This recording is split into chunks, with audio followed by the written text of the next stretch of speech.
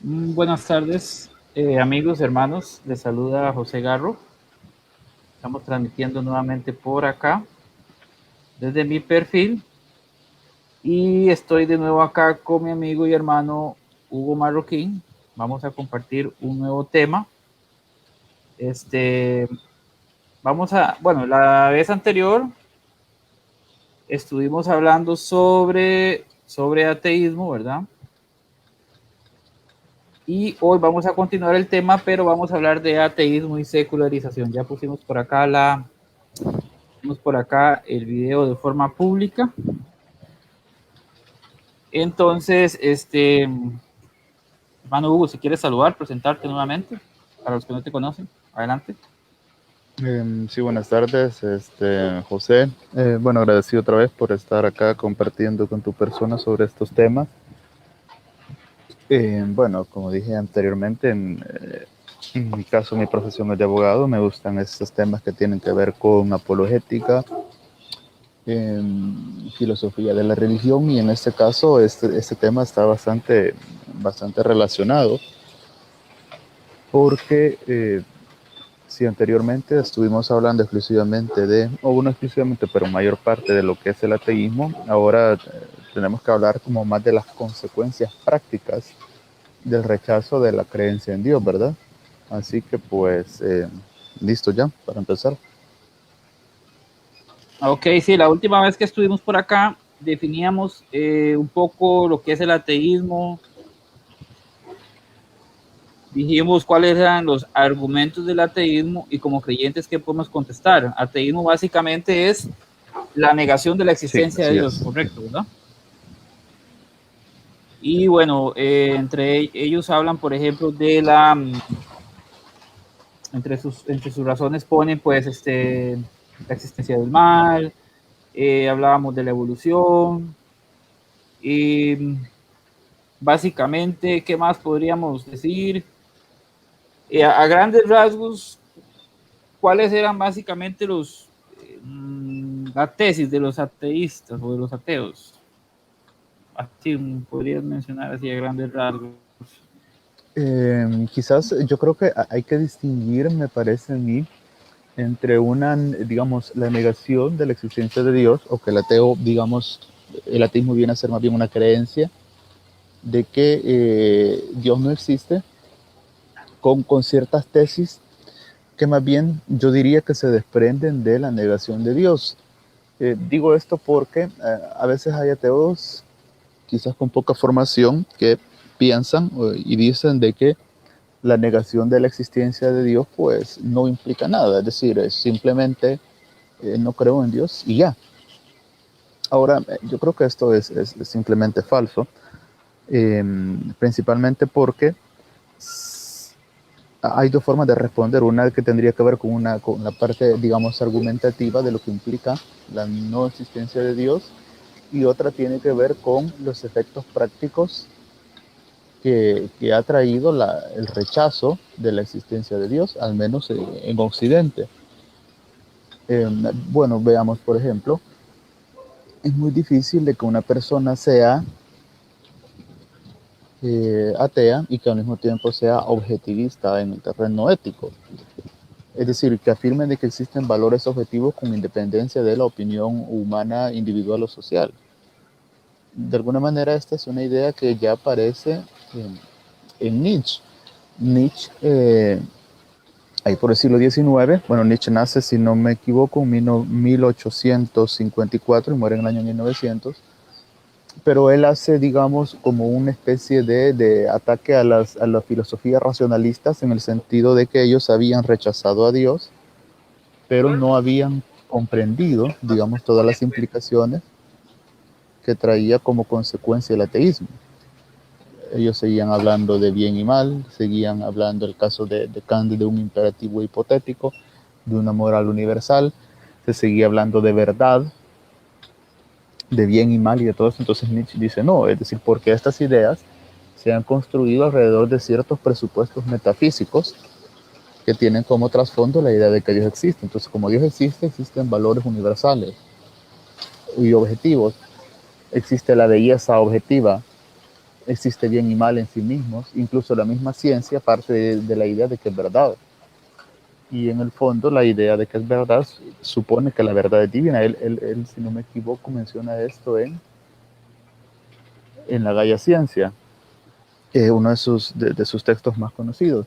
Entonces, lo que sucede es que ha habido ciertos ateos que de alguna manera han comprendido bien esto y han intentado sacar las conclusiones que se siguen de que Dios no exista.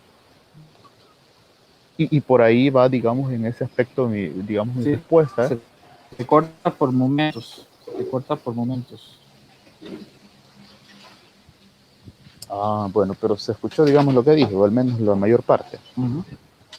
Entonces, sí, sí, sí. Por un breve momento se te cortó, pero no, ya volviste. Ajá. Ok. Se puede decir entonces que para ser ateo casi que habría que tener más fe que un creyente, ¿verdad? Sí, Porque, dime. lo que sucede es que habría, digamos, el ateo de entender cuando dice que Dios no existe, qué es lo que está negando y cuáles son las implicaciones de la negación de Dios, en el sentido de que no es posible, digamos, hablar de valores objetivos y universales en el caso de la ética. Eh, Hay otros autores, digamos, en el ámbito norteamericano que han desarrollado ciertos argumentos en el sentido de que el teísmo garantiza la facultad de garantiza la fiabilidad de nuestras facultades racionales, porque si hemos sido hechos a imagen y semejanza de Dios, esto implica de que eh, implica también la racionalidad, implica de que el ser humano está hecho para la verdad, de que nuestra razón puede conocer. Pero si no hay Dios, entonces la racionalidad, vamos a decirlo así, tendría orígenes puramente evolutivos. Entonces, la evolución no va dirigida hacia la verdad, sino hacia la supervivencia de la especie. Entonces, ¿cómo podríamos pensar que nuestras facultades cognitivas son fiables si son o vienen de un proceso que no va dirigido hacia la verdad, sino a la supervivencia de la especie? De manera que yo podría tener creencias porque son, si se quiere, prácticas, pero no significa que sean verdaderas. Esto significa alguna especie de desconfianza de la razón. Este tema también tiene que ver con el derecho, en el sentido de que sí, antes se pensaba que el derecho positivo se fundamentaba en la ley natural, en el sentido que la ley natural expresa el orden de la naturaleza humana que Dios creó, pero entonces si no hay Dios, no existe una naturaleza humana en sentido finalista. Esta idea aparece en Jean-Paul Sartre, en un ensayo que se llama, o en un discurso que se llama El existencialismo es un humanismo. Entonces significa que el derecho tiene como, podríamos decir, como origen simplemente la voluntad del legislador, pero no tiene por qué atenerse a parámetros racionales de verdad, de justicia y de libertad. Entonces esto es, digo, estas son solo algunas, pero son más como las implicaciones que se desarrollaron a partir digamos, o que han desarrollado muchos autores a partir Entonces, del descrédito de la idea de que Dios existe en Occidente.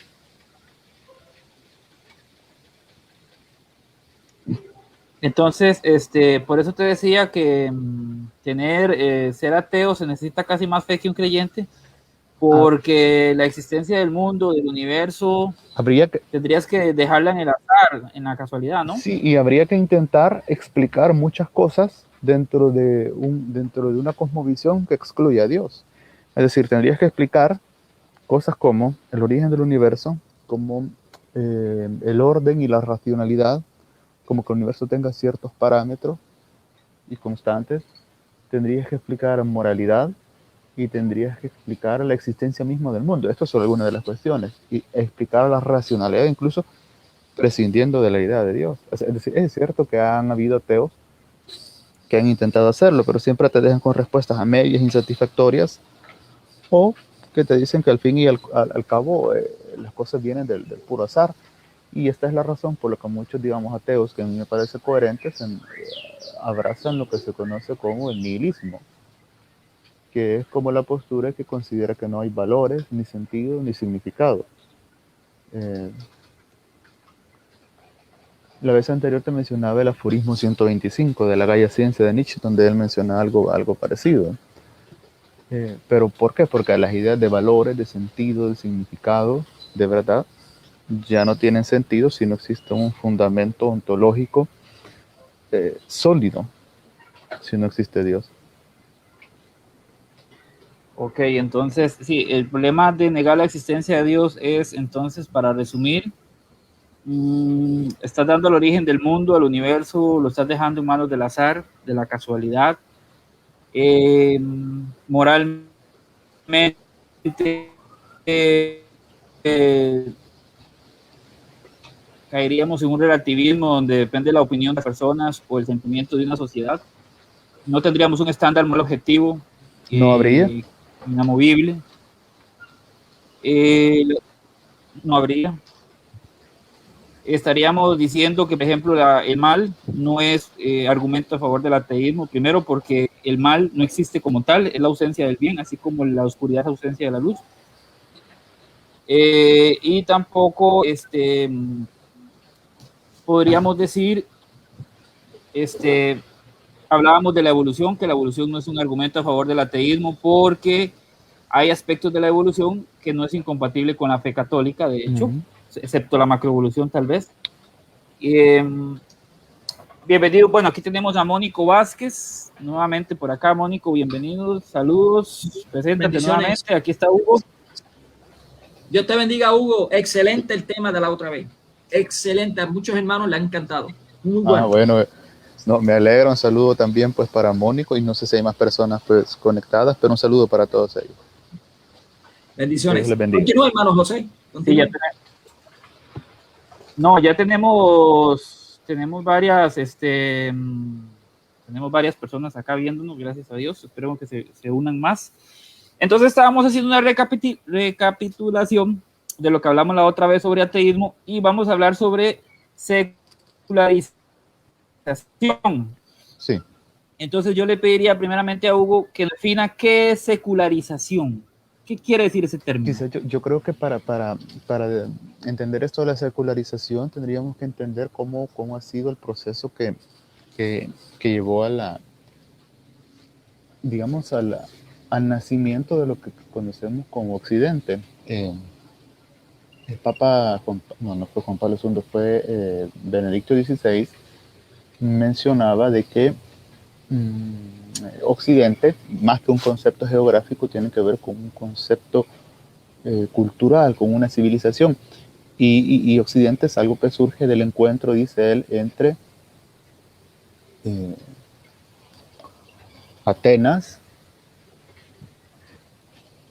Roma y Jerusalén, en el sentido de que Atenas representa la filosofía griega, Roma, el derecho romano, pues, y Jerusalén con el cristianismo. Y de la confluencia, digamos, de estos tres factores es que surge Occidente. Lo que sucede es que esta civilización que surge se comienza a resquebrajar con la Reforma. La razón es que la unidad que representó Occidente no era únicamente una unidad religiosa, sino que a la vez que una unidad religiosa era una unidad política. Entonces, cuando en la Reforma de luterana de 1517 se produce el protestantismo, comienzan a aparecer fragmentos de lo que fue la cristiandad hasta ese momento, que llevaron a la adopción, digamos, de una nueva teología, desde luego, de una nueva filosofía. Recordemos que Lutero rechazaba tanto a Aristóteles como a Santo Tomás, porque él rechazaba la filosofía griega, le parecía paganismo infiltrado en cristianismo, pero la Iglesia Católica, entendiendo de que entre fe y razón no hay ningún conflicto, no tuvo ningún problema en incorporar la razón griega al pensamiento cristiano. De allí que ustedes encuentran de que San Agustín bebía, por decirlo así, bastante de fuentes de Platón, y en el caso de Santo Tomás de Aquino, de Aristóteles. No solamente de él, pero sí. Entonces, digamos, el cristianismo como que recabó, tomó parte del pensamiento antiguo, del pensamiento griego y lo incorporó a su filosofía y de alguna manera se ayudó también en teología. Entonces la reforma lo que hace es partir esto. O sea, se parte esa unidad que existía y luego se fragmenta. Esto llevó, como ustedes saben, bueno, a la aparición posteriormente de los estados nacionales, al declive de las monarquías, que tiene digamos, yo diría su culminación, o no digamos su culminación, pero por lo menos su momento más alto en la Revolución Francesa, que es otro proceso de secularización. Y pues de ahí ha surgido una fragmentación del pensamiento que ha dado lugar a un sinfín de ideologías. El marxismo, el liberalismo, el positivismo, pero que todo surge a partir de esa ruptura que se produjo con la reforma. Hay autores que van un poquito más allá y más atrás y hablan del Renacimiento, ¿verdad? Como una especie de etapa anterior a la reforma. Pero la secularización tiene que ver con eso, con una especie de no solamente de separación, digamos, sino incluso de separación entre la parte, digamos, si se quiere, la parte política, eh, la parte económica, el sistema, digamos, jurídico-político occidental se separa de la parte religiosa. Desde luego que esto ha dado lugar a que aparezcan ideologías que no son que no intentan simplemente separar, digamos, el Estado de Iglesia, a lo que eso se hace mucho tiempo, sino que ha dado lugar a posturas más agresivas. Esto, digamos, se relaciona también con aquello que ustedes han visto que el Papa Francisco ha hablado como laicidad. Él ha hablado de una sana laicidad, ¿no? Pero también ha hablado de una especie de laicismo militante, agresivo, quizás como de la línea de autores que creo que ustedes ya conocerán como Richard Dawkins. Entonces, la secularización tiene que ver, me parece, con no solamente abandono, sino que expulsión de todos aquellos elementos religiosos y teológicos de la fe cristiana, de la vida pública. Entonces, este proceso de secularización, no solamente en un primer momento de ruptura entre el orden religioso y el No sé político, ¿sí? Sí, perdón, es que se me quiso cortar un poquito aquí la comunicación. Oh. No sé si estamos con secularización, no sé si Mónico quieres agregar un comentario o hacer una pregunta a Hugo. No, he entendido que secular viene de eso mismo, de separación, o incluso lo utilizaban mucho antes de que pasaron de la reforma, lo usaba la iglesia cuando algún clero quería participar de un proceso civil o estar separado de la iglesia para participar en algo civil. Creo que le decían algo así, secular también, Sí, secular. así es. Así es. Sí, no me acuerdo. Pero creo que más se popularizó cuando fue con lo de la reforma, que no fue de la noche a la mañana, porque tengo entendido, usted me corrige, hermano Hugo, que Lutero aún así siempre estaba arraigado al monarquismo, o sea, estaba... sí, de hecho Lutero recibió cobijo de los príncipes alemanes. Incluso Calvino también. Sí.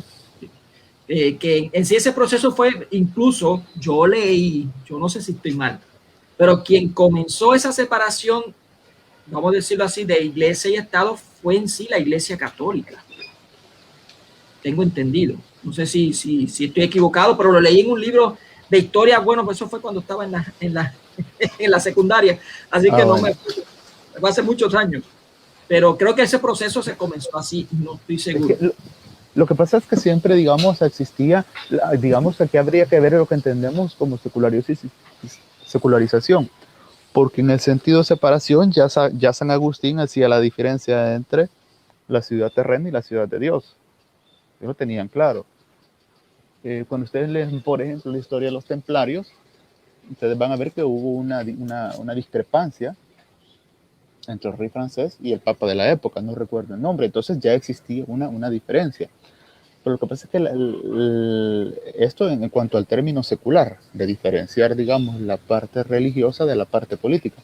Pero la secularización tiene como proceso no tanto la separación, sino que la ruptura Y en última instancia, la secularización viene a ser un proceso no solamente de ruptura, sino que de expulsión, incluso de los vestigios religiosos que quedaban en la sociedad. Bueno, como el matrimonio, ustedes saben. Eso comenzó, se puede decir que se comenzó a popularizar, porque en sí la iglesia no pensaba mucho en eso, pero no sé si me corrijas si estoy mal, pero fue aparte por culpa del renacentismo. Sí, de hecho, es lo que le mencionaba José, que hay autores que van incluso más atrás con el renacentismo. Y si nos vamos todavía, quizás un poquitito más, yo podríamos hablar de que incluso esto comenzó, o ciertos supuestos para la secularización iniciaron con algunos autores dentro de la misma Iglesia Católica, como el fraile Guillermo de Ockham, con el nominalismo. Es decir, la idea prácticamente del nominalismo es que no existen lo que se denominan como los universales. Por ejemplo, cuando yo hablo de naturaleza humana, dicen, bueno, miren, yo no encuentro naturaleza humana, o sea, yo encuentro humanos, o sea, lo específico, pero aquellos datos universales de la realidad generalizables no existen. Ahora, eso tuvo mucha implicación filosófica porque si no existe una naturaleza humana, la ley natural la dejamos sin fundamento. Entonces aquí hay ya un anticipo otra cosa es que la ley, digamos, los nominalistas, y aquí sigo con Guillermo de Ockham, eran bastante voluntaristas. ¿Qué quiere decir esto? De que ellos, más que enfocarse en la razón de Dios, se enfocaban en la voluntad. Y tradicionalmente el cristianismo concibió a Dios como logos, como razón. Es decir, Dios tiene voluntad, pero su voluntad no es una voluntad arbitraria. No hace lo que Él quiere porque se le ocurre, sino que porque Él es racional. Él es la razón, es amor. Entonces, claro, el nominalismo de alguna manera separa esto y hace un esfuerzo y pone más, digamos, el enfoque en la parte volitiva, en la voluntad de Dios. Y esto, digamos, sirvió como un antecedente filosófico, por ejemplo, para Martín Lutero, que Martín Lutero había sido formado en esta filosofía. Entonces, por eso es que Lutero rechazaba la razón. Lutero llega a decir incluso que la razón es la prostituta del demonio. Para él la razón debe ser expulsada y rechazaba de luego a los griegos, los detestaba, en especial a Aristóteles. Entonces, si se quiere ver así en cuanto al trasfondo, si se quiere, filosófico, inició incluso dentro de estos mismos franciscanos, ¿verdad? Con Guillermo de Ockham. Entonces, Hugo, pero podríamos decir que actualmente la secularización es un proceso que trata de sacar a Dios de toda la realidad o quehacer del ser humano, de las leyes, de la política, de la educación. De la educación. Lo que pasa es que yo creo que ya casi lo ha hecho. A mí me parece que la labor ya está casi terminada. O sea, no es que lo estén tratando, ya lo hicieron prácticamente. Lo que pasa es que quedan vestigios de cristianismo. Pero yo, digamos, para profundizar en esto, digamos que con la reforma inicia como un ataque a la teología, a la iglesia constitución, y comienzan a aparecer los primeros estados nacionales tiempo después. Pero ya con la Revolución Francesa se ataca tanto a la iglesia directamente como a la monarquía. De que usted va a encontrar en muchos textos que se dicen que esta fue una revolución contra el trono y el altar. Entonces, contra el trono, la monarquía, el altar, la iglesia católica. Y esto sí, bueno, sí creo que ya sería otro tema para mencionar la influencia que tuvo en esa influencia y participación la masonería. Que la masonería es el papel de esa organización ha sido innegable en todo este proceso de secularización. Eso es interesante. Bueno, sí. ¿Sí? Dale. Es muy interesante porque he sabido que los masones pues tienden a ese tipo de lo que es la secularización, pero ellos tienen también una logia, es como una logia también, algo religioso dentro de sí de ellos. O sea, es como contradictorio, pero bueno, me entregó mucho, hermano Hugo, eso que usted dijo del pensamiento griego, que Martín rechazaba lo que es el razonamiento, ¿no? El pensamiento griego. Rechazaba, digamos, rechazaba, digamos, la razón. Lo que pasa es que Lutero tendía a ver una contraposición entre fe y razón. Okay. La veía como enemiga. La Pero, razón es... pero mira qué Sí. extraño, porque tengo entendido, según algunos libros que yo he leído, yo no soy teólogo, pero he leído algunos libros de filosofía y teología, indican que incluso está pasando hoy en día, no está pasando en la Iglesia Católica también con algunos obispos, que los protestantes, o sea, la reforma en sí lo que vino a traer es eso, la gnosis más, o sea, el razonamiento más que la misma palabra de Dios. O sea, yo no sé si usted había leído eso en algún momento, en algún libro, pero creo que tengo entendido de que la influencia gnóstica del razonamiento comenzó a partir, aunque ya, o sea, siempre ha estado, pero donde llegó el auge es en el protestantismo, cuando comenzó esa liberación, cuando ellos se fueron completamente del Estado y comenzaron a hacer por sus propios cúmulos denominacionales, y por lo menos eso Sí, es lo que yo he leído, se considera así, y eso sí, nos está pasando a nosotros, la Iglesia Católica también ahora, que hay unos modernistas donde se está usando más la gnosis que la fe. No hay un balance, o sea, no están a la par. Los dos extremos son malos, pero bueno, ¿qué usted tiene sí. que decir por eso? Sí, lo que pasa es que propiamente el gnosis no es razonamiento, sino conocimiento. Es decir, y no es conocimiento como uno podría pensar como conocimiento científico, como conocimiento filosófico, teológico, sino como una especie de conocimiento oculto. Por eso que muchas veces el gnosticismo desemboca en ocultismo. Es decir, lo que pasa es que es bien difícil trazar el origen de la gnosis. Hay autores que lo encuentran ya en algunos autores griegos, como los pitagóricos. Pero digamos, el gnosticismo, al menos el más conocido, es el llamado gnosticismo cristiano. O sea, no tenía mucho de cristiano, pero lo que hacía el gnosticismo era prácticamente mezclar, digamos, doctrinas del Evangelio con ciertas ideas paganas. Yo diría que el gnosticismo, en términos simples, es como una especie de paganismo con máscara cristiana. Y de hecho, los gnósticos fueron los principales enemigos a nivel, si se quiere, no sé si llamarle teológico, no sé qué palabra usar, pero en cuanto a que distorsionaban el Evangelio. Entonces, en ese sentido, sí es cierto, se ha mencionado de que en Lutero y en Calvino hubo influencias gnósticas, y en el caso de Lutero específicamente de los Rosacruces. Pero ahí yo haría la distinción entre gnosticismo, como una especie de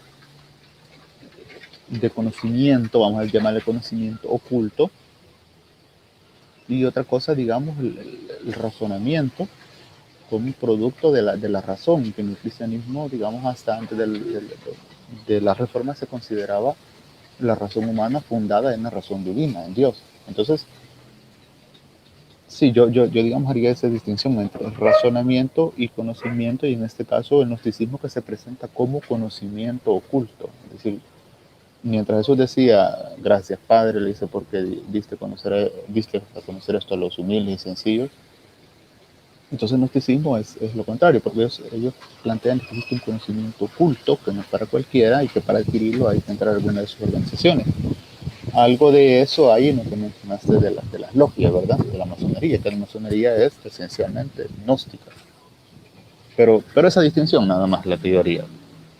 Oye, Hugo, es que me preguntan aquí por interno, ¿podríamos en palabras sencillas entonces decir que secularización es el proceso que ha llevado a sacar a Dios de todo el quehacer humano? ¿Podríamos definirlo Sí, de una forma sí, sencilla? secularización es más que todo sido para mí un proceso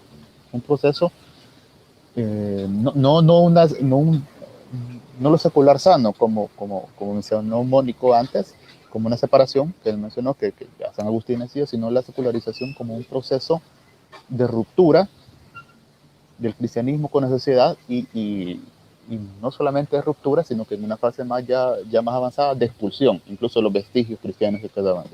Expulsión de Dios, de la iglesia y de todo lo que tenga que ver con cristianismo. Y en esto entonces, ¿cómo se relaciona con el ateísmo? nace como producto del ateísmo, va de la mano con el ateísmo.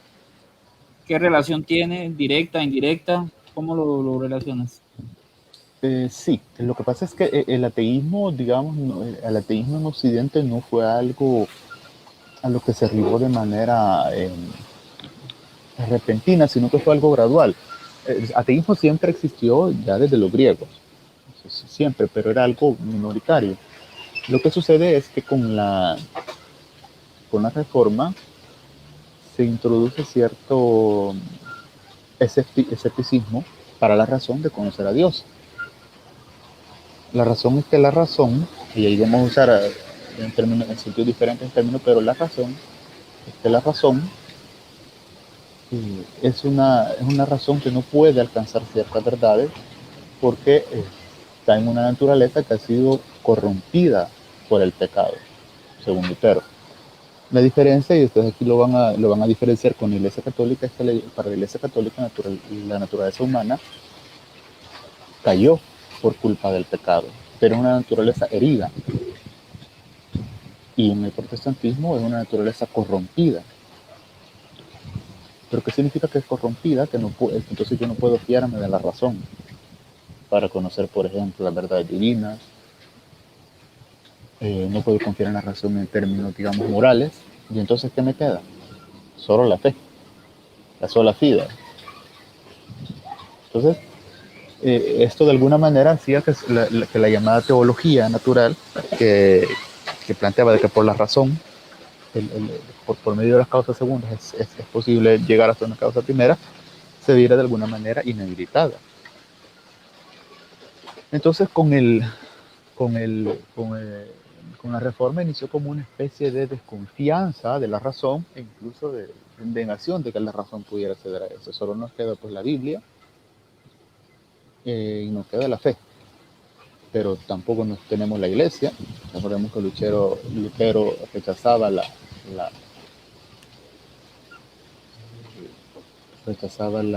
magisterio de la iglesia, y esta problemática se está presentando porque digamos, del teísmo, por decirlo así, se pasó al deísmo. Y esto lo menciono porque, para que ustedes vean que no fue algo, que fue algo gradual.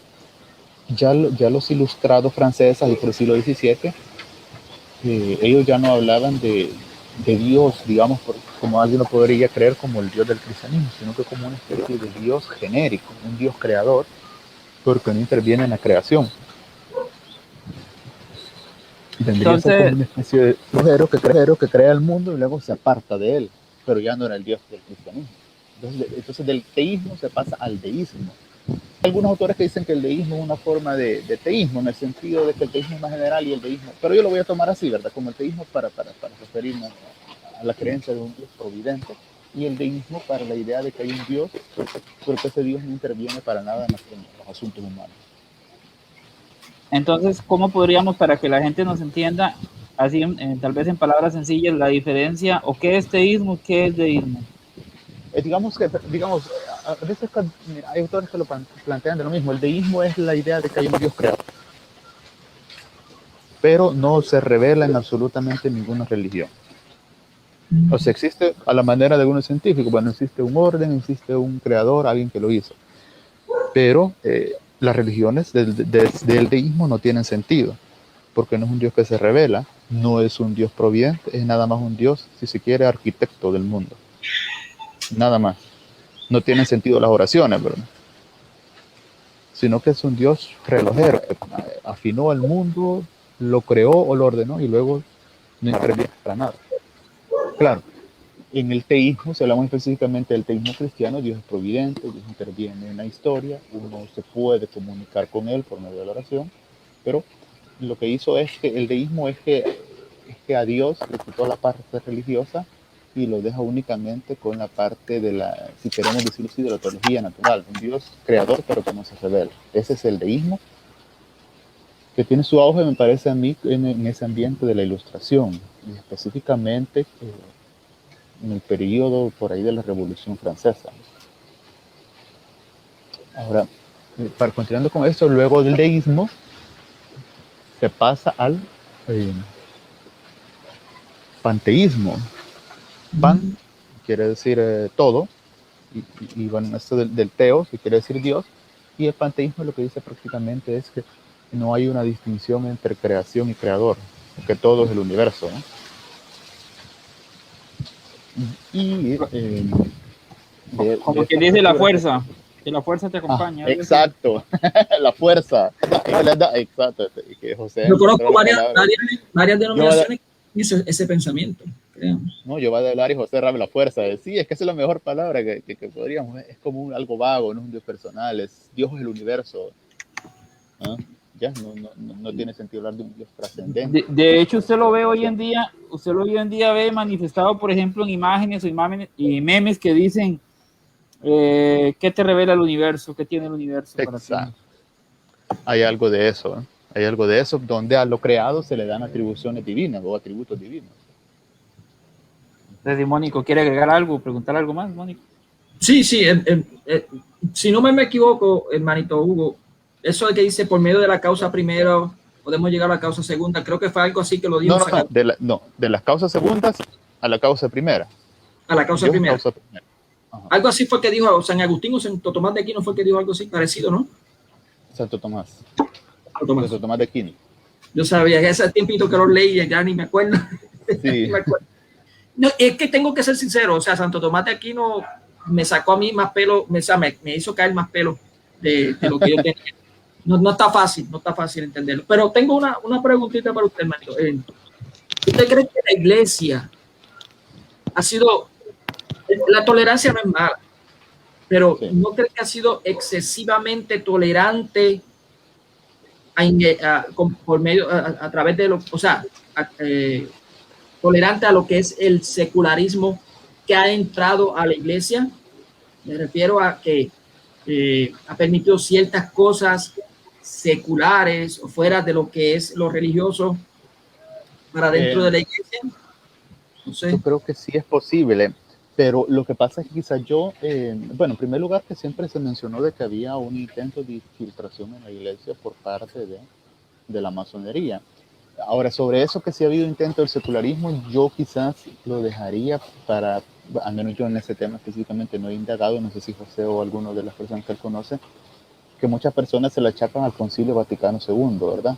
Yo no sé si quizás alguien comparta o rechaza esa idea, pero sí muchas personas piensan que por ahí, por ejemplo, el carácter sacro de la misa, que el sacerdote antes le daba la espalda a la gente para estar frente al altar, entonces hubo la sacralidad de la música, entonces hubo ciertas ideas o formas que se introdujeron no solo en la liturgia, sino que en la teología católica. Yo, como digo, ahí sí quizás lo dejaría pues para. Sí, pero yo mayormente me refiero a que yo he escuchado, lamentablemente he escuchado a términos que se han utilizado en las prédicas o incluso en el catecismo, que dicen, por ejemplo, hay que atraer esas cargas positivas, tú sabes, son términos que son seculares, son fuera de lo que es la religión. Y aparece New Age, eso. Sí, la buena vibra. New Age. Sí. Sí, pero fíjate que eso sería más como una especie de gnosticismo. Es decir, en el New Age tiene como trasfondo la gnosis. La gnosis, en este caso, oriental. Yo creo que sí.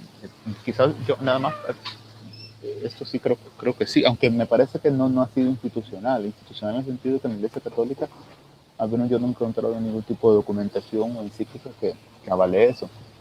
Bien, ahora, yo para terminar lo que mencionaba mencioné el caso del teísmo, el deísmo y el panteísmo, es que eso el ateísmo alcanza, me parece, su culminación, al menos ideológica, ya en el siglo XIX. Bueno, pero digamos, no voy a ir un poquito unos años más atrás en Inglaterra, con Escocia, con David Hume, que era un filósofo ateo que prácticamente él entendía de que la metafísica, que está relacionada con teología natural porque busca, digamos, arribar a la existencia de Dios por medio de lo creado, entendía muy bien que parte de este pensamiento se encontraba en la idea de la causalidad. Entonces David Hume se dedica a atacar la idea de causalidad, porque él piensa de que atacando la idea de causa de alguna manera corta la cadena para remontarse hacia Dios.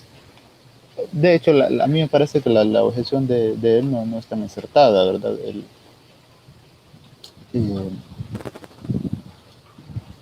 hay una idea de que él menciona es que nuestra noción de la causalidad no es algo que exista objetivamente, sino que son relaciones entre objetos las que percibimos.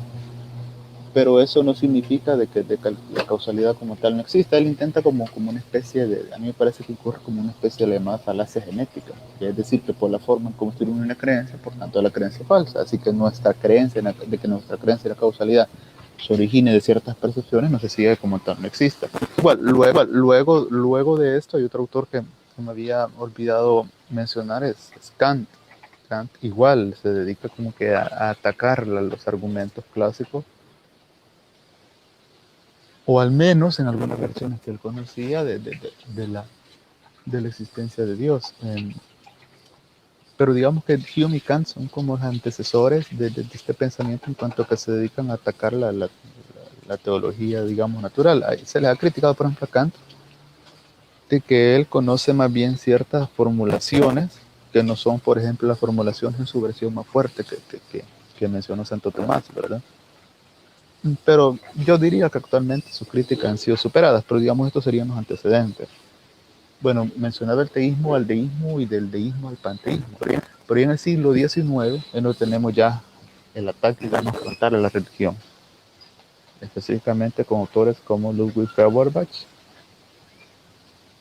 Karl Marx y Nietzsche. Es decir, para ahí, aquí, si ustedes se fijan, aquí ya estamos hablando de ateísmo, o sea, es algo gradual, de, de que Dios existe y se revela, pasamos a que Dios existe pero que no se revela, a pasar con el deísmo, a pasar de que todo es Dios con el panteísmo, y finalmente a pasar con al ateísmo directamente con estos autores, que ellos ven a Dios como una especie de proyección de ciertas atributos que hay en el ser humano y otros proyectos y que el ser humano los pone en un ser diferente, así, en Feuerbach. En Marx la religión es el llanto de la criatura oprimida, dice que ante las injusticias del mundo, en lugar bueno, tomar las armas, dice, y hacer la revolución, se consuela con que hay un paraíso ultraterreno. Es decir, ellos directamente no están, me parece a mí que están atacando la existencia de Dios, sino que ellos dan por hecho que Dios no existe e intentan dar como una especie de explicación sociológica o psicológica de la religión. Y a mí se diga pues en Nietzsche, que para Nietzsche la religión y específicamente el cristianismo, aparte de que es falsa obviamente, tiene que ver con una especie de negación de la vida. Es decir, él dice equivocadamente que los cristianos pues niegan la vida acá. Entonces, que exaltan, dicen la muerte, el sufrimiento. Claro, Nietzsche no entiende, digamos, muy bien cuál es el trasfondo de lo que dice realmente el cristianismo. Por eso él se presenta como, o se ha tenido como un filósofo vitalista, pero porque para él el cristianismo representa la decadencia, la muerte, el dolor, y para él la vida es la vida acá, en la tierra. Esto tiene también que ver con su idea de la moral. Para él la moral es un invento del débil. Y la verdadera moral tiene que ver con lo que el más fuerte impone por medio de su voluntad. Pero en Nietzsche ya no hay aquí tampoco hay una especie de argumento en contra de la existencia de Dios, sino que se da por hecho y luego se comienza a atacar el cristianismo. Pero aquí ya está, digamos, al menos en cuanto a la parte teórica, el proceso de secularización ya en su fase final. Hugo, pero, Y sí, perdón, entonces la secularización es un proceso profundo que es viene de a desarme completo de la civilización que fue cristiana. cambiar la cultura completamente. O sea, todo Exactamente. nuestro sistema de valores, nuestro sistema de creencias, es algo más allá de decir no recen en las escuelas, por ejemplo, es algo más profundo, es algo más fuerte. Es decir, se trata de desarmar por completo la sociedad que una vez fue cristiana. No trata de separación, de que por una parte la iglesia vaya por aquí, sino que lo que pasa es que esto, digamos que esta fase de desarme viene a alcanzar, me parece a mí, su punto más, o viene a iniciar su punto culminante ahí por los 50, que es en el que todavía estamos en ese proceso, porque inicia en los 50, que tiene que ver esto con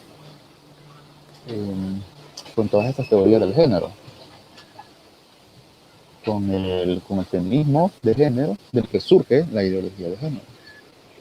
En el sentido de que, si bien el cristianismo había sido expulsado de la esfera social, había sido expulsado, digamos, si quiere, de la política, de la economía, del derecho, pero todavía tenía sus reservas. ¿Cuáles eran las reservas?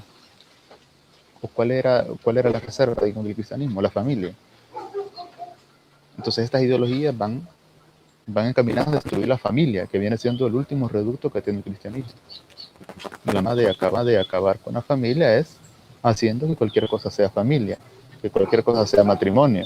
Y ahí entran todas estas ideologías. La idea es barrer por completo el cristianismo. Hasta su último rincón, hasta su último escondite.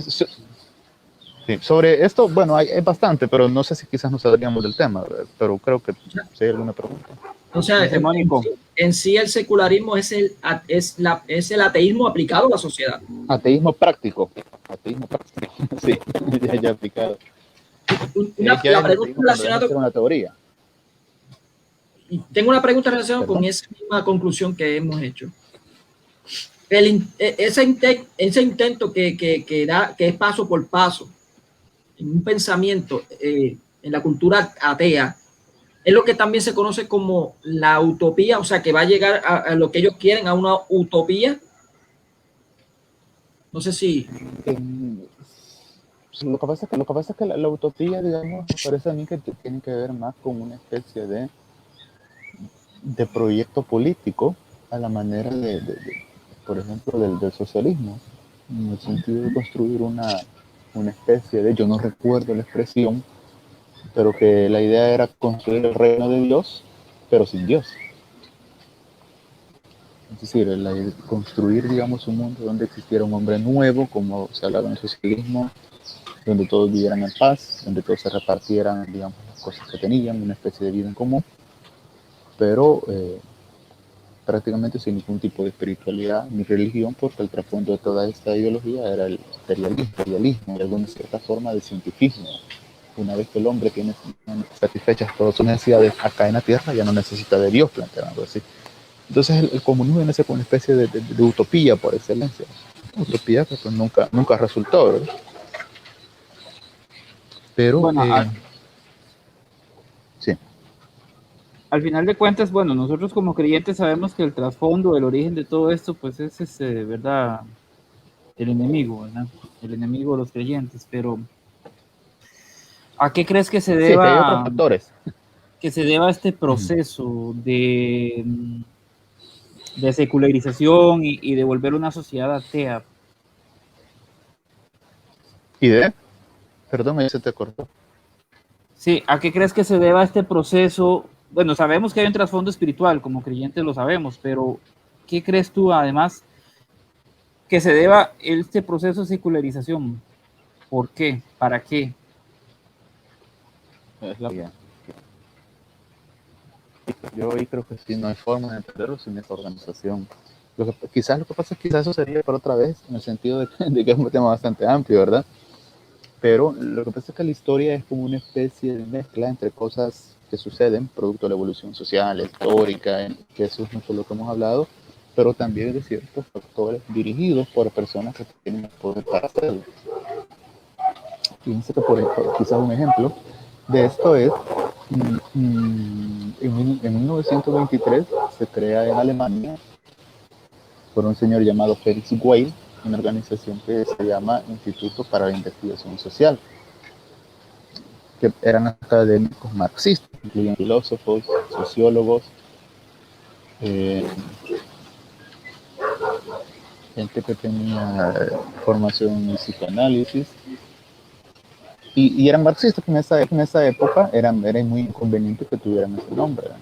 Más aún cuando Hitler llega al poder. Entonces, cuando muchas de estas personas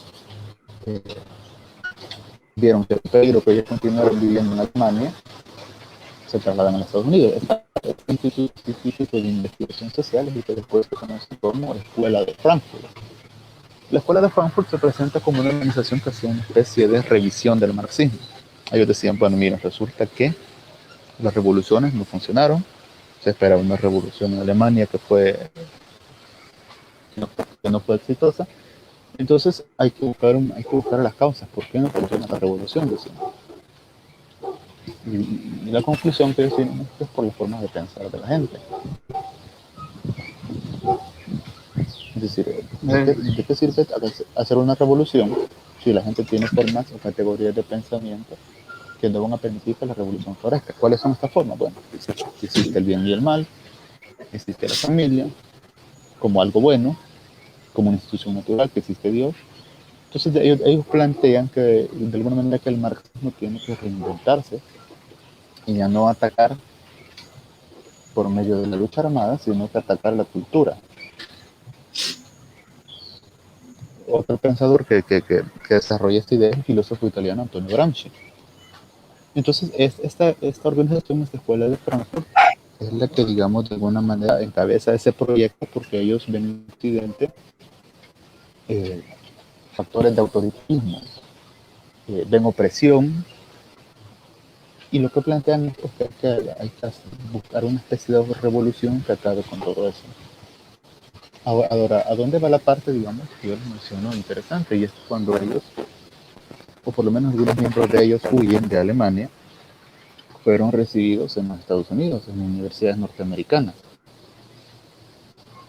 recibidos y financiados por la Fundación Rockefeller, que la Fundación Rockefeller es parte de la familia de ese mismo nombre y que de alguna manera están vinculados a la masonería.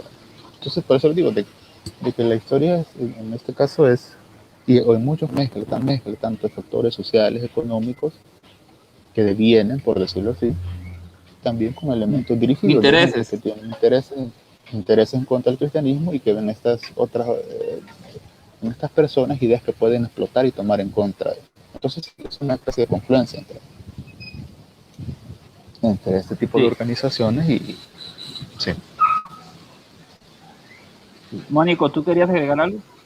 Sí, yo por mi parte, yo por lo menos con las conversaciones que yo he tenido con varios ateos, lo más que da paso a eso de la secularización es la apatía que tienen contra la religión. Siempre he dicho, tienen un tipo de apatía, pero horrible. Pero bueno, el asunto está en que han habido varios, como usted está mencionando en Manito Hugo, que han habido varias influencias filosóficas en que han incluso más a ese pensamiento secular. Incluso ya el secularismo hoy en día lo creen como algo normal. O sea, incluso he sabido, en el tiempo de nosotros jóvenes, nosotros creíamos que eso era normal. Cuando digo secular me refiero a, pues, a los pensamientos, algunos pensamientos filosóficos, algunos pensamientos de en cuanto a lo que es el género, teoría de género y todas esas cosas. Bueno, pero esto de la ideología, bueno, no sé si se puede hablar sobre la ideología de género, ¿estará influenciada también con esto de la secularización también? Preguntando, yo sé que la pregunta quizás se oye media boba, pero quizás muchos hermanos no lo saben. No, el género es la culminación de todo eso. Bueno, yo mencioné esto de la escuela de Frankfurt, pero digamos para seguir con esto. Creo que el hermano tiene problema con... Se te corta un poquito, tienes interferencia. Bueno.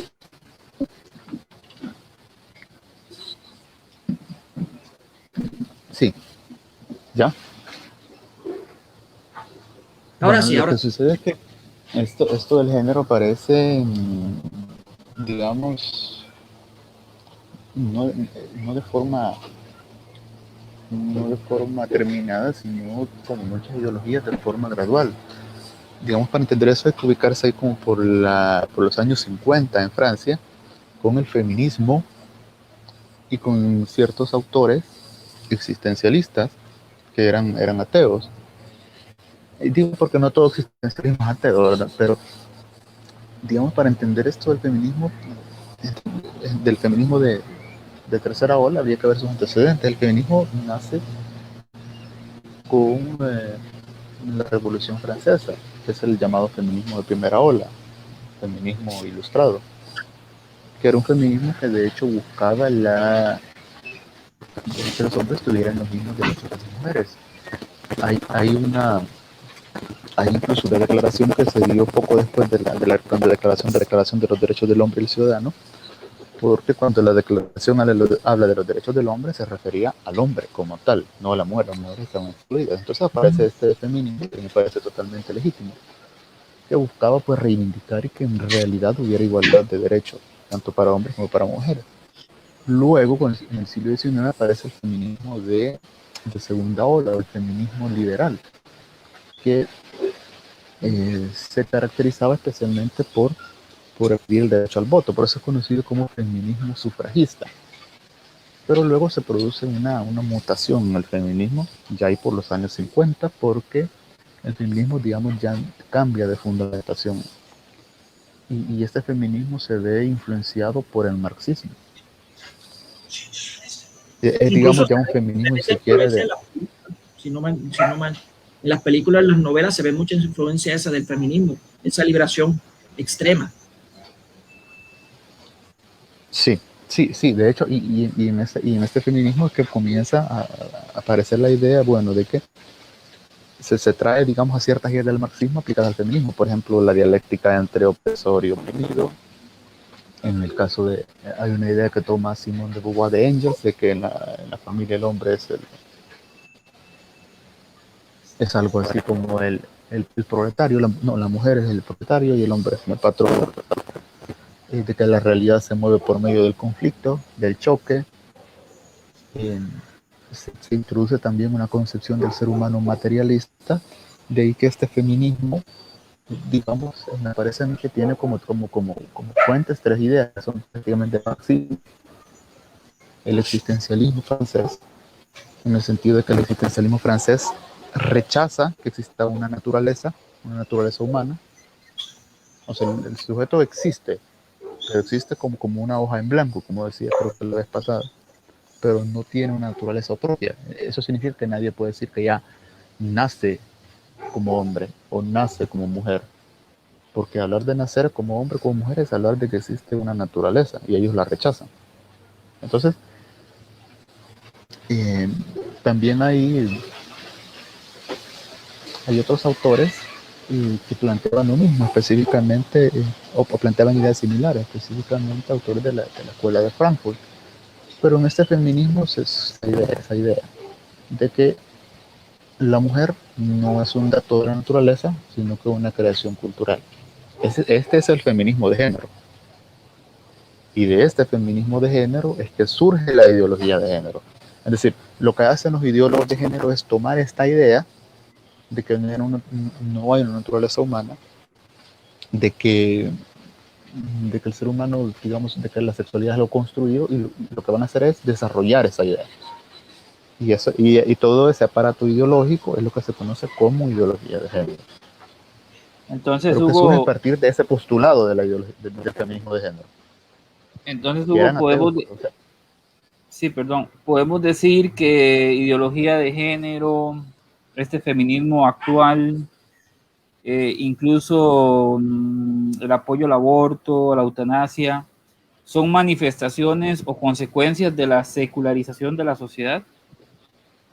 Sí, sobre todo porque, o sea, tomamos en cuenta de que la ideología de género es una ideología en la cual subyace, tiene al fondo una antropología, es decir, una concepción del hombre totalmente atea. Es decir, ellos son materialistas.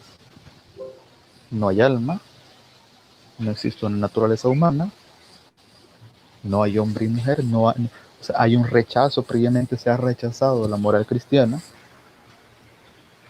Entonces, y bueno, desde luego no hay creador. Ustedes se van a revisan los autores de esta ideología, y yo les puedo decir que en su totalidad eran ateos. No sé si habrá existido alguien que diga algo, pero yo les puedo decir con certeza que eran ateos. Aquí no interesa no interesa el diseño de Dios para la familia, no interesa los mandamientos, no interesa el plan de Dios. No, es que para ellos todo eso ni siquiera tiene sentido. Es decir, se ha rechazado. Aquí quizás para entender esto un poquito, desde un punto de vista más amplio, tenemos que situarnos que todo esto que yo les menciono se da en lo que se conoce como la posmodernidad. ¿Cuál es digamos, la diferencia? Digamos? Podemos hablar del pensamiento clásico, digamos, del cristianismo que llega hasta... quizás es difícil establecerlo con fecha exacta, pero podríamos poner... vamos a poner la reforma. Luego inicia la modernidad. Autores como Descartes, como Kant, como Hegel. Y de 1950, fecha aproximada, inicia la posmodernidad. La diferencia es que la diferencia entre estas etapas es que digamos que en el pensamiento clásico, o sea, estoy hablando del pensamiento griego, romano y cristiano, se tenía ciertas ideas. Bueno, existe la verdad, la razón puede conocer, existe bien y mal. Y luego con la posmodernidad se mantienen de alguna manera estas ideas, pero se secularizan, o sea, se independizan de Dios. Se independizan de Dios y finalmente con la posmodernidad se rechazan. Es decir, ellos lo que quieren de alguna manera es ser coherentes. ¿No? En el sentido de que si no hay Dios, entonces no hay verdad. No existe bien y mal, no existe de naturaleza. Hecho, y esto perdón, de hecho ¿sí? usted ve que, por ejemplo, se prohibió la oración en las escuelas, la lectura de la Biblia en las escuelas. Sale este famoso cantante Ricky Martin diciendo la Biblia no tiene autoridad para hablar de matrimonio, ¿verdad? Entonces, es una sociedad, sí. es una sociedad atea, una sociedad atea que busca sacar a Dios de todo para poder legislar conforme les dé la gana, conforme a sus tonterías, a sus concupiscencias. Sí, digamos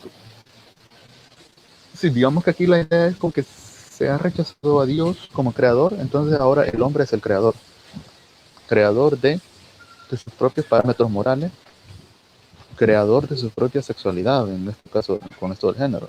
Él va a decidir lo que quiere ser. Es decir, antes podríamos ponerlo, por ejemplo, si dice Dios creó a hombre y mujer, ellos van a decir no. El ser humano puede crearse como él quiera. Puede ser hombre, puede ser mujer, puede ser los dos, puede ser una predominante mujer, predominantemente hombre. Ellos dicen, bueno, si el texto bíblico dice que tal cosa es mala, digamos los llamados actos intrínsecamente malos, ellos van a decir no. El bien y el mal son creaciones conceptuales humanas, no existe bien moral objetivo. Pero porque como no hay creador, no hay naturaleza humana. Como no hay naturaleza humana, no hay parámetros para la inmoral natural, para el bien y el mal. Entonces, esto es lo que da lugar al llamado relativismo. No existe otros objetivos del bien y del mal. Todo depende de la opinión del sujeto de la sociedad. Y sobre estas bases y sobre una concepción del hombre materialista, en el sentido que ya no es creado por Dios, sino que es pura materia, que él configuró su sexualidad, es que surgen todas estas ideologías. Pero es la etapa final de esa secularización. Yo le tengo una pregunta, pero va a estar bien fuerte al hermano, porque estamos llegando a el pensamiento que yo estoy diciendo hace muchos años. Ya vemos que el secularismo es la aplicación de pensamiento ateo a la sociedad, vamos a decirlo así. Y eso ha traído lo que es también el pensamiento liberal de que pues el ser humano es mucho más que un ser humano, sino que es un pensamiento, y pues de ahí que viene lo que es la idea de la genealogía de género, el concepto de género. Ahora, yo ahorita que usted indicó, hermanito, que esto es como quien dice la culminación, todo esto. ¿Usted cree que la terminación se podía definir? Y aquí viene la pregunta fuerte. ¿Se podía llegar a la terminación cuando ya y disculpen los hermanos que están escuchando, pero esto es parte del tema. Esta terminación esta determinación sería cuando ya la idea esté completa, no solamente en cuanto al pensamiento de adultos, sino también del niño. Me refiero a la gerontofilia. No sé si me explico. Gerontofilia. Porque sí, pero, sí, la gerontofilia es la ejemplo, atracción de los niños hacia los adultos. Entonces, como ya este pensamiento no, eso sería, está... pero Sí, en este caso sería pedofilia. Es decir, lo que pasa es que en los sí. autores de género, gran parte de ellos, Shulamit Firestone, Kate Miller, Alison Jagger, ellos hacían una apología bueno, no de la pedofilia, sino que en muchos casos incluso llega a la pederastia. Sí, pero yo a lo que me refiero es... es decir, esa es la ideología de género ya en su etapa final. Es correcto. O sea, tiene otra. Eso es lo que quería saber. Sí, si es la etapa final, eso. Sí. Ya, Lo cuando que ya sucede es lo dicen los siguiente. derechos humanos, los derechos de los niños, pues son iguales que los de los humanos. Ya tenemos países en Estados Unidos, estados en Estados Unidos que ya la edad para tú concebir una relación sexual son 16 años. Hay otros países que lo consideran ya los 14 años. No sé si ya usted acaba de decir que sería entonces la culminación de la ideología de género, sería eso, el propósito por el cual se está llevando todo esto. Es que no, yo no diría que es el propósito, sino que más bien una consecuencia. Es decir, el propósito en sí de ellos es destruir la familia. Ese es el propósito. Pero al mismo tiempo que se destruye la familia, se destruye una moral, porque esta idea de que, bueno, papá y mamá, hijos, de que se requiere obviamente dualidad de los sexos para conformar un matrimonio, esto supone una visión del mundo, una moralidad. Entonces, esta ideología de género ataca a la familia al mismo tiempo separando la moral. Precisamente, todos estos postulados de la ideología de género son incompatibles con cualquier forma de ética cristiana y del reino natural. Está oyendo mal, hermano Hugo. Sí, creo que hay mucho viento. Sí. Pero yo tengo entendido que en Estados Unidos ya hay un movimiento a favor de esto, si no mal me equivoco. El NAMBLA, sí. Yo no sabía cómo se llamaba, pero... NAMBLA. Sí, así se llama. Es una organización de pedófilos de los Estados Unidos. Sí, ya tienen bastante tiempo. Lo que pasa es que estos hombres consideraron la identidad de género como su especie de base ideológica, por decirlo así. Lo que pasa es que esto sucede así. ¿Qué pasa si nosotros tomamos estos postulados y lo aplicamos a las relaciones humanas? Bueno, no existe para comenzar naturaleza humana. Vamos a tomar estas ideas. Entonces, como no existe naturaleza humana, y más aún naturaleza humana respecto a la sexualidad como hombre, como mujer, entonces yo no tengo parámetros para decir lo que es normal o lo que es anormal. Todo sería válido. No puedo hablar de una sexualidad funcional o disfuncional, buena o mala, porque bien y mal no existe. Hay un postulado que es el relativismo. Relativismo puro. Relativismo puro. Y sucede entonces ahí tampoco existiría una especie de familia natural, ¿verdad? Donde hay una especie de jerarquía, padre, madre, con los hijos. Eso tampoco existe. Y si tomamos estas ideas de que no hay una sexualidad natural, significa de que, y esto lo van a encontrar, yo no tengo en la mano un libro de texto, donde un autor hasta defiende que es ideólogo de género, él defiende una tesis sobre estas ideas. Pero la idea prácticamente es que así como el sexo es una construcción social, lo que nosotros tenemos es social, mejor un dato de la naturaleza, así también la infancia es una construcción de la sociedad. Como es construida, se puede deconstruir. Creo que ya van entendiendo la idea, ¿eh? De construir la infancia. Entonces, claro, ¿y quién podría deconstruir la infancia? Un adulto. Y ahí es donde se van introduciendo estas ideas de sí. Sí, disculpa. Bueno, hace un ratito entró Betita, pero se salió. Aquí está Rodrigo Calvo, apologista de Colombia. Rodrigo, te presento a Hugo Marroquín, abogado, apologista de El Salvador, experto en temas de ateísmo, ideología de género. Estamos conversando un poquito sobre ateísmo y secularización, cómo el ateísmo nos ha llevado a la secularización. Y ahorita comentábamos cómo se está manifestando en la sociedad, en ideología de género, en aborto y en todas estas cosas. Bienvenido y saluda y danos tu opinión. Bueno, gracias, Josecito Garro. Un gusto conocerte, hermano. Y pues sí, definitivamente el ateísmo, bueno, digamos que, aunque como credo, por así decirlo, no ha agarrado más fuerza, al contrario, yo creo que ha perdido fuerza el ateísmo como tal en la persona o en el individuo. Socialmente, como ideología, ha ganado terreno en el campo de la enseñanza, en el campo de las políticas públicas. Creo que el ateísmo se hace cada vez más fuerte. Ahora, pues, hay una vieja tendencia a asociar el ateísmo con lo que es la ciencia, pero pues digamos que sobre todo en las últimas décadas eso ha sido completamente vencido. Más bien es como, por así decirlo, un fideísmo ateo, el creer que la fe, que, pues digamos que el ateísmo y la ciencia van de la mano, así como la fe de la mano de lo que es el teísmo. O sea, de hecho, si nosotros miramos los aportes de la Iglesia a la historia de la humanidad, en cuanto a la ciencia, en cuanto al conocimiento, nos podemos dar cuenta de que hay muchos aportes de parte del teísmo a lo que son las ramas del conocimiento humano.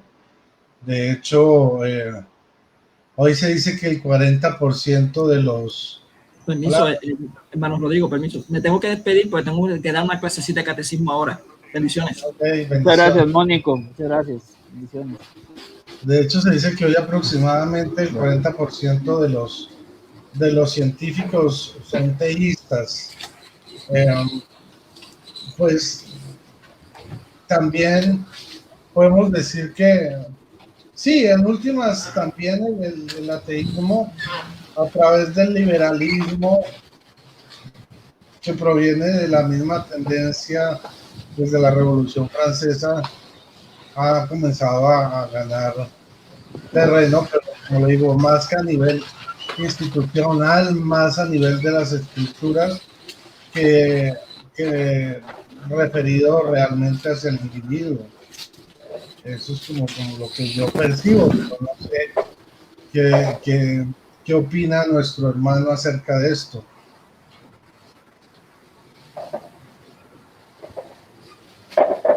Sí, bueno, sí, la verdad es que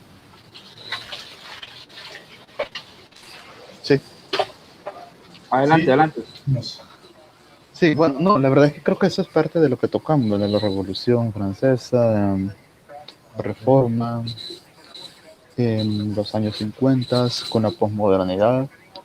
La verdad es que sí, pero yo creo que eso tiene que ver con una especie de... Lo que pasa es que también hay variantes dentro de los secularismos. En Estados Unidos principalmente ha sido un secularismo de tipo propagandista, que tiene ciertas ideas cientifistas, Sí. con autores como Richard Dawkins, en su momento Sam Harris, Daniel Dennett, y es un poco diferente digamos, al secularismo europeo. Hay autores que en su argumentación son más de tipo, apelan más como los autores racionalistas. Pienso, por ejemplo, que es un autor francés que se llama Michel Fry. Entonces ellos son antirreligiosos, pero no, lo de ellos es tanto el cientifismo.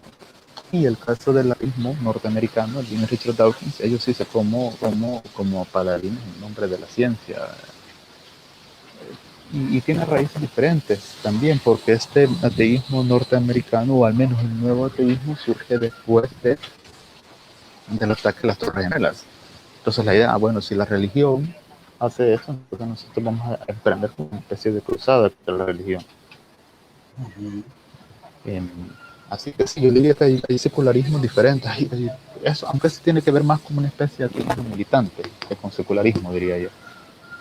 Sí, en ese sentido que tú lo mencionas, más que ateísmo, yo lo llamaría un antiteísmo, presidente. Antiteísmo, sí, sí. Eso sí es más como de ridiculizar las creencias.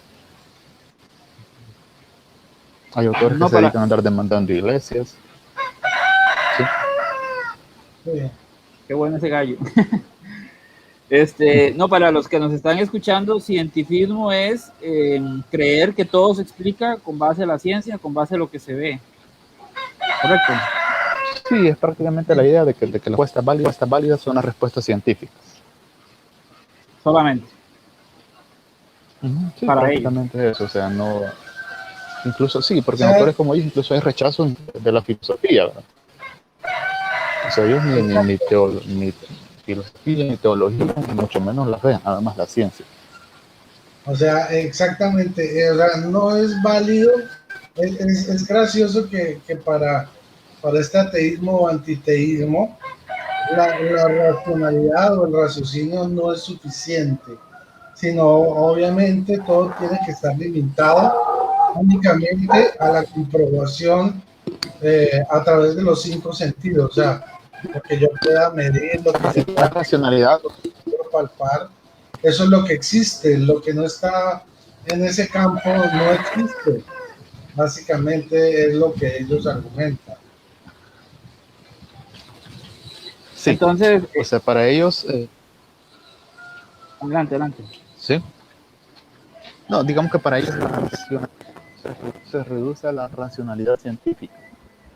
Y eso es bastante diferente al pensamiento, digamos, clásico, porque la razón tiene dos ámbitos. Uno, el ámbito que lo que se conoce como razón práctica, que tiene que ver con aquellos principios con los que una persona actúa, digamos como la moral, que son principios de la personalidad práctica, y también existe un ámbito de la razón teórica, que incluye aspectos incluso científicos y filosóficos, pero para el cientifismo ni siquiera eso, sino que la racionalidad es únicamente la racionalidad científica, no hay más. Fuera de eso, o sea, solo queda la superstición, en la cual ellos Pero, ponen a la fe. perdóname, sí, y lo gracioso desde este punto de vista es que mucho lo que mueve la ciencia hoy en día, que más allá de las leyes son las teorías, a la hora del té son teorías y no son leyes porque no tiene un campo de comprobación práctica real, o sea, hay nociones, lógicamente, o sea, desde la lógica pueden sonar explicaciones de la realidad plausibles, pero la teoría en sí no es una comprobación, no tiene comprobación, son hechos o, ¿cómo se dice?, nociones o, por así decirlo, ¿cómo te digo yo?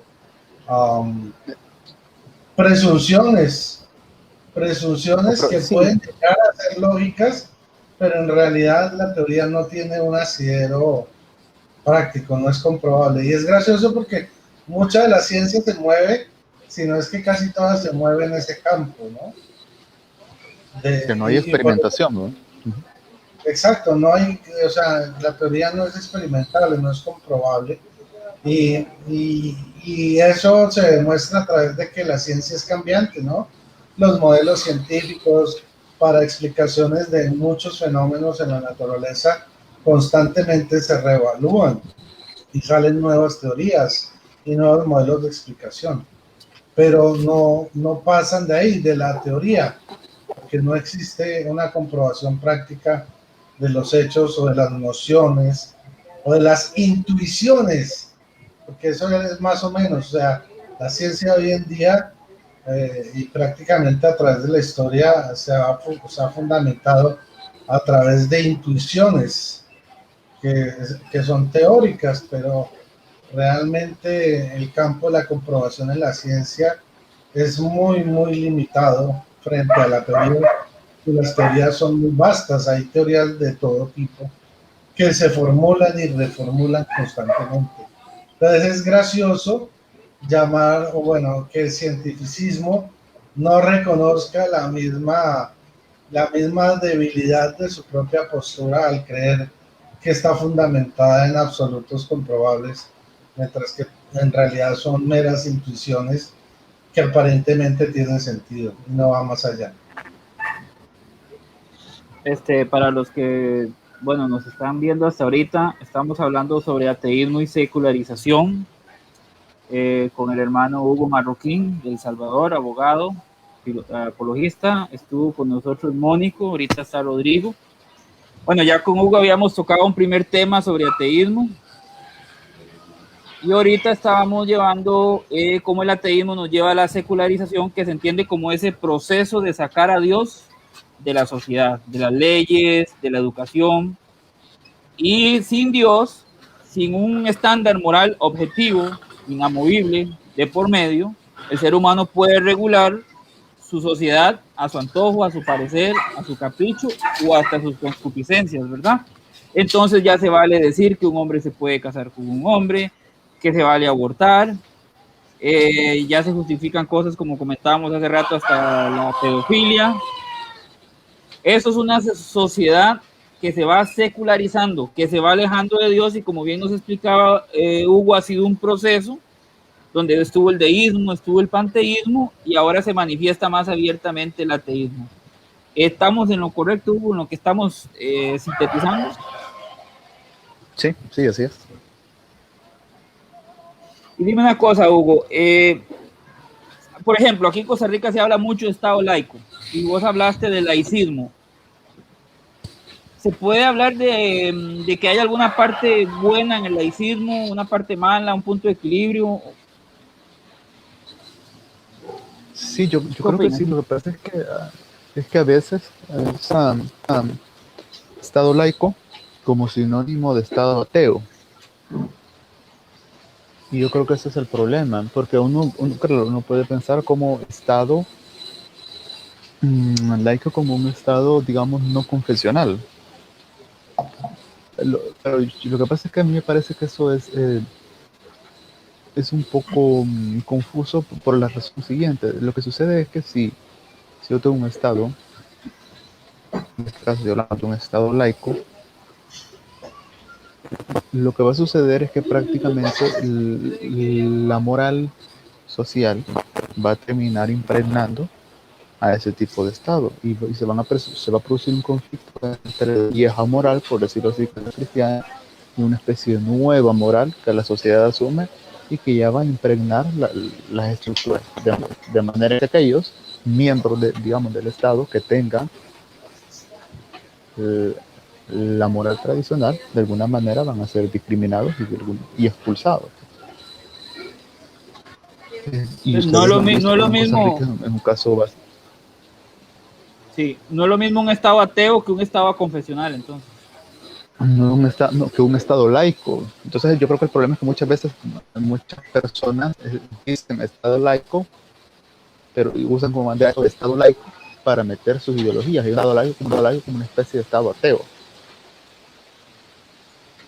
Y al final se usa, por ejemplo, estas ideologías permean instituciones del Estado, todo esto del género, y entonces esto ya se presenta como Estado laico, una especie de nueva moral. Y si alguien me dice que esto no es así, no, es que esta es la moral religiosa y el Estado es laico. Si el Estado laico decide que 2 hombres se pueden casar, o 3, que el aborto es legal, bueno, sí, porque es el Estado laico. Entonces yo creo que hay que ser cuidadoso con este término, porque al final los presupuestos morales de la sociedad siempre van a impregnar las instituciones estatales. Y el Estado laico, al quedar vacío, digamos, de la religión, lo que sucede, o de la religión, no como Estado, sino de la religión de sus miembros, va a terminar absorbiendo todas estas ideologías que se van a volver en contra de la moral tradicional. Y ahí se estaríamos hablando de un Estado propiamente ateo, un Estado de herramienta del poder de las personas que estén ahí, que no se extraña que, por ejemplo, que los Estados actuales se pleguen completamente a directrices de organismos internacionales que promueven todo esto del género. Banco Mundial, Fondo Monetario Internacional, Naciones Unidas. Entonces yo por eso el Estado laico sí suena bien, pero no es tan así. Claro, es que, a ver, digamos que el hecho de que haya laicismo, la separación del Estado, de la religión, ¿sí? Lleva también a la separación de la sociedad de los valores morales, de los valores religiosos. Exacto, exacto. Y aparece una nueva moral, Claro. que Y es cuando se contraria a la moral habla de la tradicional. moral, o sea, por decirlas así, cuando miramos, quitamos lo que es la moral, que es parte de la religión, ¿sí? Porque la moral existe en la medida de que hay una conciencia de un ser supremo, de un más allá, que en la medida que yo me comporte de cierta forma aquí en la tierra, voy a tener digámoslo, un premio en la otra vida, y eso es lo que hace que yo en esta vida tenga un comportamiento aceptable y lógico. Cuando nosotros removemos esto del Estado, pasamos de un Estado o de unas leyes manejadas por el principio de la moral a unas leyes que se manejan por el principio del instinto, ¿ya? Al Del mejor deseo. estilo de Nietzsche. Entonces, es lo que desea, es un antropocentrismo exacerbado y donde se le da culto y exaltación a todo tipo de pasión humana, ¿sí? Considerada ordenada o desordenada, porque si nosotros quitamos lo que es la noción de Dios de la moral, no puede existir una moral atea. O sea, desde la praxis, eso no existe porque no hay no hay algo que haga al hombre ser consciente de un más allá de digamos, la necesidad de tener un comportamiento recto y aceptablemente a nivel social, sino que todo se funda en la satisfacción de lo que es el instinto, los deseos. Y eso es a lo que hemos llegado en esta sociedad. Por eso existe los matrimonios gay, las relaciones poliamor, las tantas como 120 y pico definiciones de géneros, ¿no? Entonces, andrógeno, eh, chica trans, todo este tipo de divisiones artificiales, gente que se cree hasta animales, o sea, hay gente que pide que la ley los Sí. reconozca como animales, como gato, como Los perro, transespecie. los transespecie. Entonces es una sociedad que al final, por dejar de lado la moralidad, también deja de lado la racionalidad. Es un estado, o sea, es una sociedad totalmente irracional, Estúpida. completamente Perdóneme. pasional, o sea, que Claro, lo único eso, que garantiza es que se puedan satisfacer todas tus pasiones, todos tus deseos. Y ese se vuelve el objeto de, digamos, de la persecución de la felicidad del hombre, ¿no? La felicidad ya no es el más allá, la vida eterna, el trascender, sino el satisfacer todo lo que mi cuerpo y mis apetitos deseen, y eso se vuelve protegido y garantizado por el Estado. Vive la vida loca. Claro, la vida loca. Y tenemos ejemplos absurdos, ¿no? O sea, como el del tipo en Argentina que pues lleva años trabajando, pero resulta que las mujeres en Argentina y aquí en Colombia se pensionan a una edad menor, y un buen día decidió autopercibirse como mujer y puso la demanda ante el Estado y lo pensionaron antes porque el señor se autopercibía como mujer, ¿sí? Qué O tramposo. el tipo en Canadá que tiene como 2, 3 hijos y un buen día se decidió autopercibirse como una niña de 5 años. Entonces, al autopercibirse como niña de 5 años, se consiguió un par de viejos locos, igual que él, que lo cuidan y lo tratan como una niña de 5 años, y además se desprende de todas sus obligaciones parentales cuando, pues, al declararse niña de 5 años, pues obviamente cesan todos sus derechos frente a los 3 hijos que tiene que alimentar y por los cuales tiene que responder. Entonces, esto se ha vuelto una sociedad, lo que muchos filósofos llamarían hoy en día la sociedad líquida, jabonosa, o sea, no hay una identidad, no hay una pertenencia, no hay un asidero para, digamos, el hombre, para decir, identificarse, tener su propia identidad. Y esto también nos lleva a un estado de angustia, porque un hombre sin referente es un hombre que vive en la angustia, en el afán, en el vivir al día, del día al día, con el miedo a la muerte.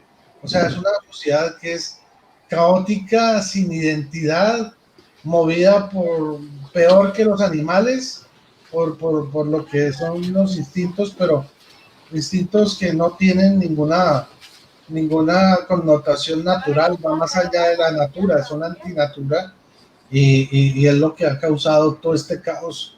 En unos países se ve más que en otros, porque digamos hay países, sobre todo en Latinoamérica, donde la religión se ha jugado un papel fundamental en ir frenando estas tendencias, ¿sí? Pero en otros países donde ya se ha desechado la religión, donde pasa a un último grado de importancia, son sociedades que han llegado a una degradación moral, espiritual, legal, de todo tipo, ¿no?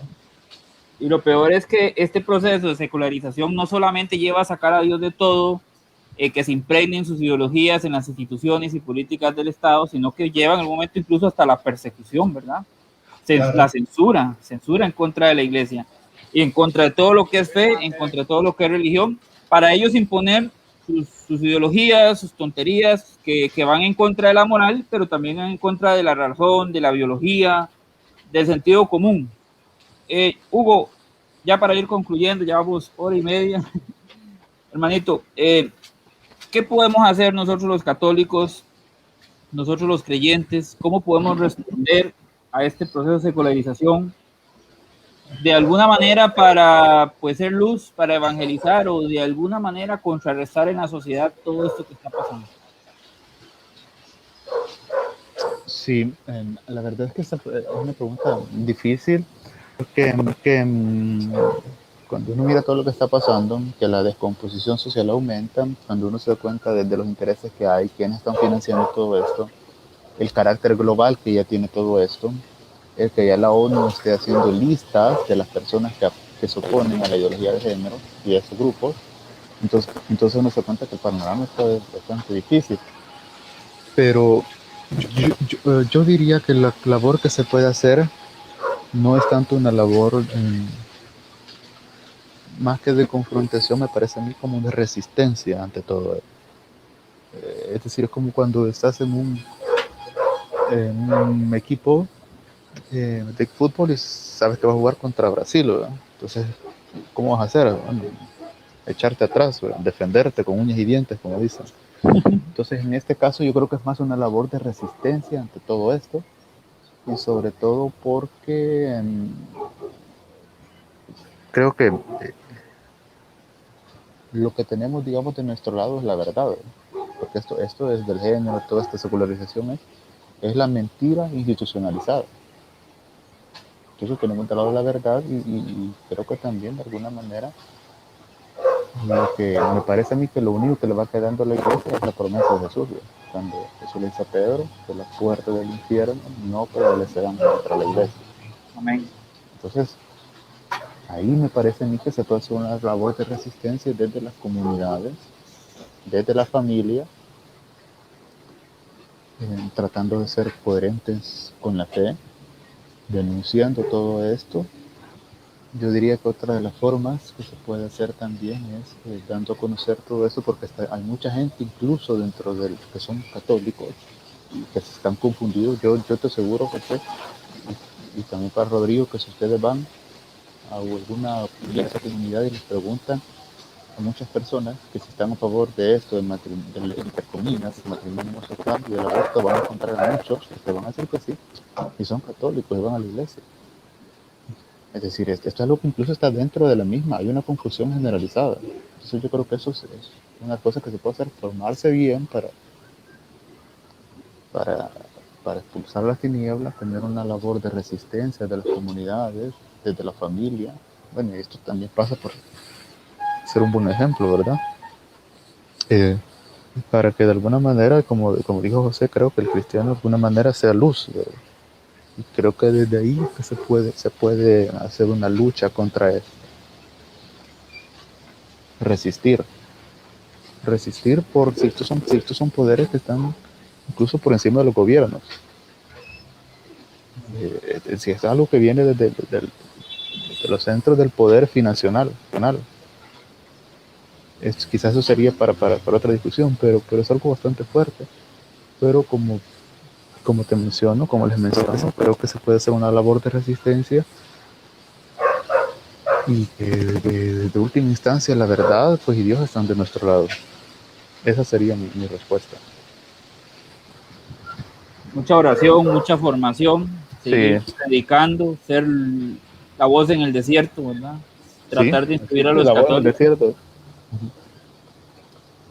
Sí, no sé, Rodrigo, si quieres agregar algo, una conclusión, una pregunta. A mí me parece algo interesante que nos acaba de marcar Hugo, y es que este liberalismo ha llegado tan lejos que ha permeado sectores de la misma iglesia, que es lo que nosotros hoy en día tanto denunciamos y llamamos como modernismo, los modernistas.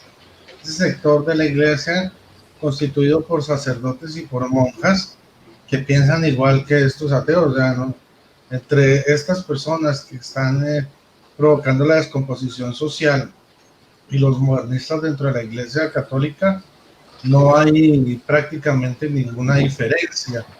O sea, y yo creo que ahí el primer paso a seguir es primero recuperar nuestros propios espacios que han sido invadidos, como el espacio de la iglesia como tal, el espacio de nuestra intimidad y nuestro derecho a la intimidad, nuestro derecho a pensar libremente también, en contraposición a estas ideas, digamos, que prácticamente son políticas públicas hoy en día, y también recuperar el entorno de nuestra familia. Entonces, tendríamos que empezar desde esos 3 puntos o de esos 3 campos para poder ganar terreno, porque la realidad es que lo estamos perdiendo. Empezar por nosotros mismos en nuestra individualidad, por la iglesia y por la familia.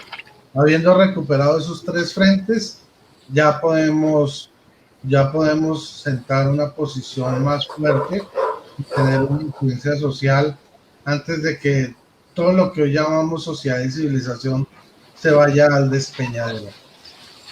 Muchas gracias, hermanito, no sé, por invitarme aquí a este programa, y pues gracias también a nuestro invitado. Bueno, te cedo la palabra. No, nada más, a ver, eso que sucede en la iglesia, muchos dicen, no, es que el modernismo viene por el Concilio Vaticano II, que lo mencionábamos hace rato. No, el Concilio Vaticano II fue un esfuerzo de la iglesia para la nueva evangelización, pero manteniéndose fiel a la doctrina, a la palabra y la autoridad. La modernización en la iglesia se está viendo en cosas como las que hemos mencionado. Disque católicos apoyando el aborto, disque católicos apoyando el matrimonio gay. Ahí sí está el modernismo en la iglesia. Tenemos que recuperar la iglesia, la familia, y ser coherentes con nuestra fe, con nuestra doctrina, y empezar a anunciarle al mundo la verdad, denunciar lo que está mal. Eso que acabas de decir es muy importante, porque el modernismo no viene del Concilio Vaticano II, viene antes. Y de hecho, por ejemplo, cuando uno escucha a un modernista y uno le lee el Concilio Vaticano II, ellos lo que argumentan, no, es que no es lo que dice ahí tal cual en el concilio. Lo que debemos tener en cuenta es el espíritu del concilio. ¿Y qué es el espíritu?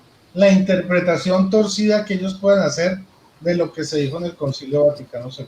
Entonces, el concilio dice una cosa claramente, pero dice, no, esto que dice así literalmente no hay que tenerlo en cuenta. Lo que hay que tener en cuenta es el espíritu del concilio. Y en el espíritu del concilio meten cualquier cantidad de porquerías y de pensamientos retorcidos. Entonces, también eso es importante tenerlo en cuenta para no dejarse engañar. Sí, bueno, con Hugo, ya este sería el segundo programa. El primero fue sobre ateísmo, hoy estuvimos hablando sobre ateísmo y secularización. No sé si Hugo está de acuerdo que sigamos tocando estos temas, podemos tocar también ideología de género y otros temas más a fondo, aprovechando tu conocimiento. No sé si Hugo estaría dispuesto a seguirnos acompañando. Sí, sí, desde luego, ¿no? Nada más me avisas y acá estamos. Este video lo voy a subir también a mi canal de YouTube que se llama José Garro, para los que puedan suscribirse y para los que gusten también compartirlo en otras plataformas también. Es parte del esfuerzo de evangelización para ir tratando de contrarrestar todo esto que está pasando. Hugo, muchísimas gracias por aceptar esta nueva invitación. Rodrigo, muchísimas gracias por venir, por compartir. Mónica estuvo con nosotros un buen rato, pero se tuvo que retirar. Y me gustaría pues que concluyamos, alguna pequeña conclusión final. No sé, Hugo, si quieres concluir con algo, algún comentario final, despedirte.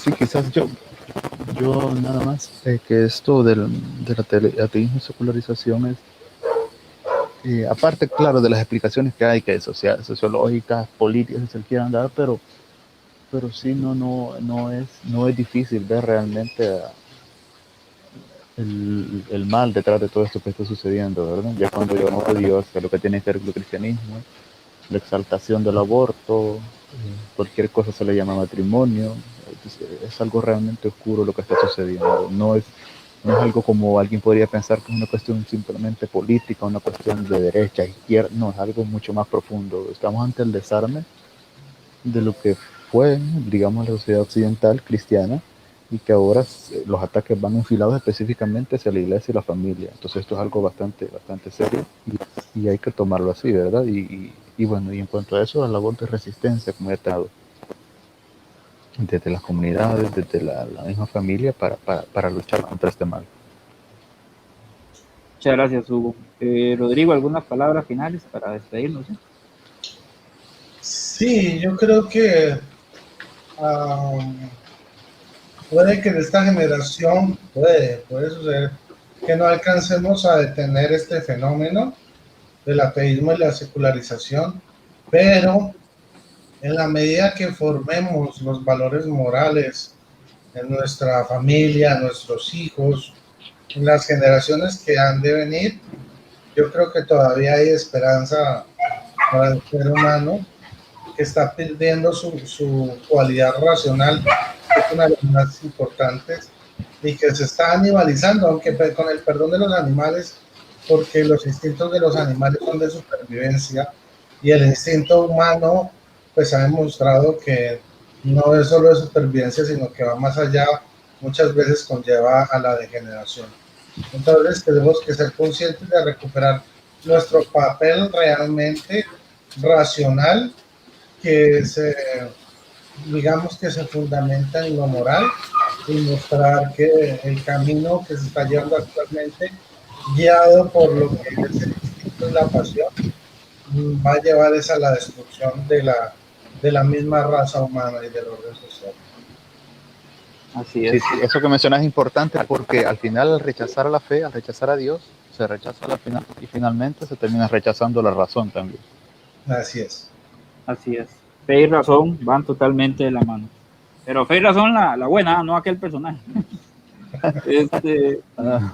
Bueno, hermanitos, muchas gracias. Llevamos hora 43 y muchísimas gracias de verdad. Dios los bendiga. Hay que seguir tocando estos temas, hay que seguirle dando fuerte. Y bueno, nos despedimos en esta hora. Este tema fue ateísmo y secularización con Hugo Marroquín. Nos acompañó Mónico Vázquez y Rodrigo Calvo al final. Por ahí entró Betty, pero se fue. Así que muchísimas gracias, hermanos, y nos despedimos en esta hora. Y como dicen por ahí, vámonos. Bendiciones. Bendiciones. Bendiciones. Adiós.